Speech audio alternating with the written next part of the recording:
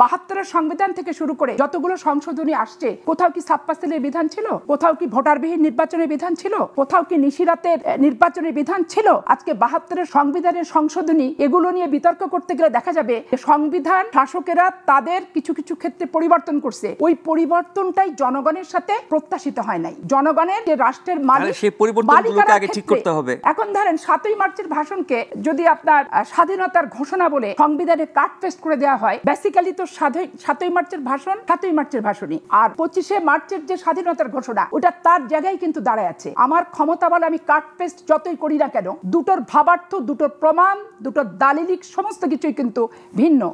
গুরুত্ব আছে, কিন্তু আমরা আবার এখন অবশ্যই কোনটার গুরুত্ব কমিয়ে ফেলছি কিনা, যেমন ৭ই মার্চ। অবশ্যই আছে।